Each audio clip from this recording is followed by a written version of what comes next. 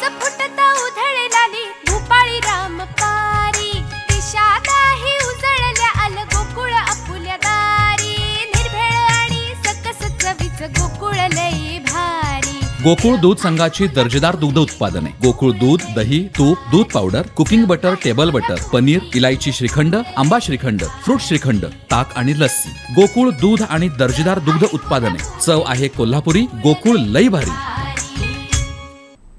सावंतवाडीतील सुकेतळे येथील मारुती हा स्वयंभू आहे.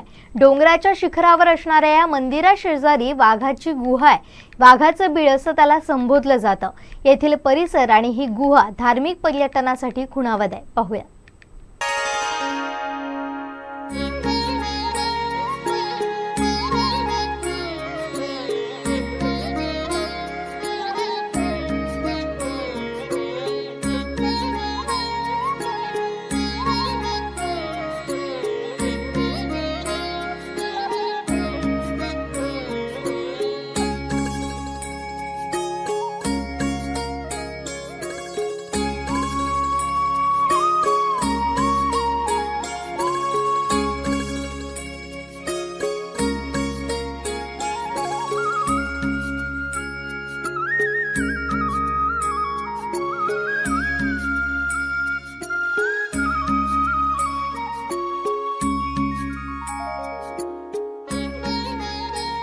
सुक्या तळावर गेल्यानंतर थैली एक गुहा. आता गुहा म्हटल्यानंतर मगाशी जसं मी म्हटलं की कोकण म्हटला की कोकणातले जे देवदेवता आहेत ते जास्त करून आमका डोंगरातच किंवा डोंगराच्या वर किंवा डोंगराच्या पायथ्याशीच मूग मिळतात.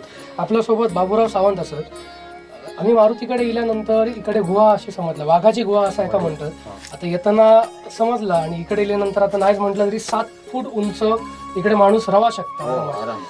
तर नेमक्या इथला काय म्हणजे काय गोष्ट तुमच्या वाडवडिलांनी या गुहेबद्दल तुमका काय सांगलं? वाडवडिलांनी आमच्या ह्या गुहेबद्दल म्हणजे ह्या जागेबद्दल ह्या बिळाबद्दल वाघबीळ ह्या नावाने प्रसिद्ध होता. त्यावेळी वडील सांगायचे, आजोबा सांगायचे. वाघबीळ ह्या नावाने ह्या प्रसिद्ध होता. आणि त्यानंतर आता त्याचा हे नवीन ह्या गुहा आणि गुहाचा रचना असा त्या तुमका प्रत्यक्षात दिसता होता.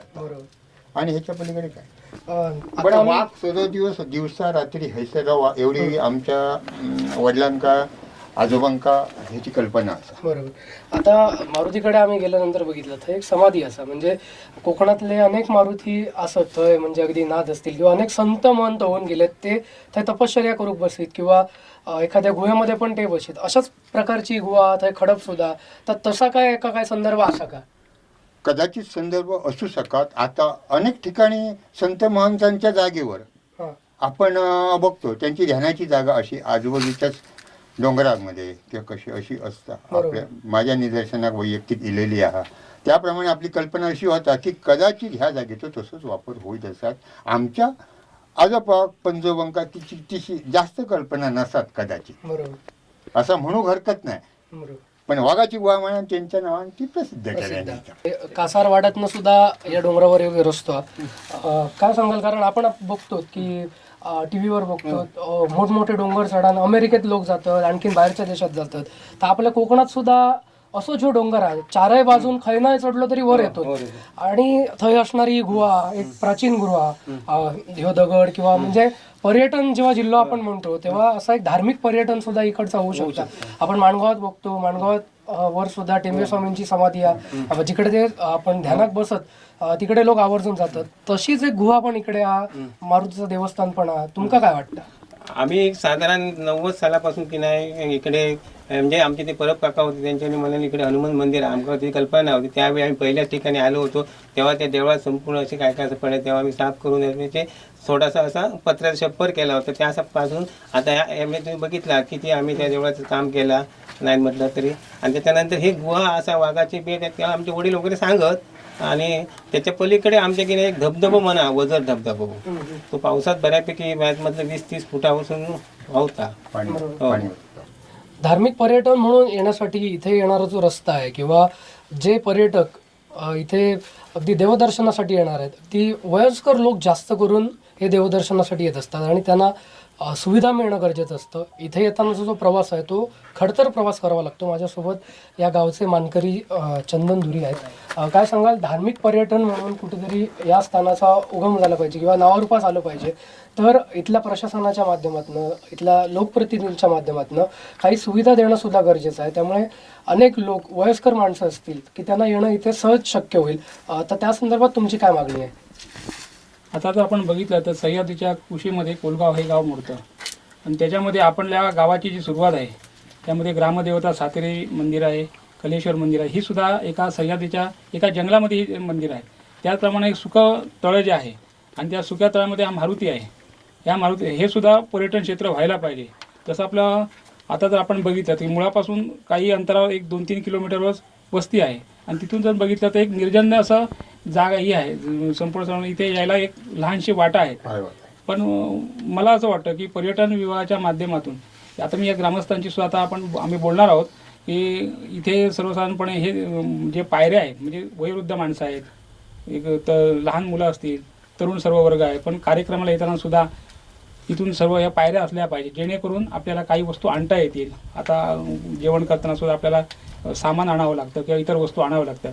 तर स्वतः ग्रामपंचायतीने, इथल्या वन विभागाने, संपूर्ण जे प्रशासन आहे त्या प्रशासनसुद्धा इकडे लक्ष दिलं पाहिजे आणि जेणेकरून हा भाग हा पर्यटनाच्या स्थळाच्या दृष्टिकोनातून इथे लोक भावी लोक आले पाहिजेत आणि जेणेकरून आपल्या कोलगावमध्ये असं एक पर्यटन स्थळ आहे की जे अजून कोणाला तसं माहिती नाही आहे. आपण आज आपण आला तर आपल्यासुद्धा इथे साक्षात्कार काही गोष्टी झालेल्या आहेत. त्याच्यामुळे इकडे पर्यटनाच्या माध्यमातून ग्रामपंचायतीने लक्ष देण्याची आम्ही मागणी करणार आहोत. त्याशिवाय स्थानिक लोकांना इथे आम्ही बसून एकत्र इथे सुद्धा लोकांना नेहमी आज नुसता हनुमान जयंती आहे म्हणून नाही, पण इतर दिवशीसुद्धा इतर सर्व लोकांनी इथे आलं पाहिजे आणि आपल्या गावामध्ये जो मारुती आहे हा नवसाला पावणारा मारुती आहे, ही सर्व क्षेत्रामध्ये त्याची ख्याती आहे.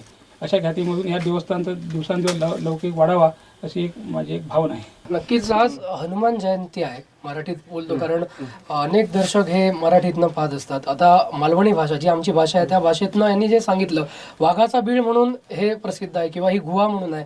याच गुहेच्या शेजारी सुक्या तळ्याचा मारुती, म्हणजे नावच अगदी वेगळं आहे. सुक्या तळ्याचा मारुती म्हणजे काय हे पाहण्यासाठी अनेक जे हनुमान भक्त आहेत किंवा धार्मिक पर्यटनासाठी सुद्धा अगदी देश विदेशातले लोक सुद्धा जे आपल्या भारतातले आहेत ते पाहण्यासाठी कोकणात येत असतात. यांच्यापर्यंत हे देवस्थान, अशा पद्धतीची देवस्थानं आहेत, तिथल्या गुहा आहेत, हे पोचणं सुद्धा गरजेचं आहे.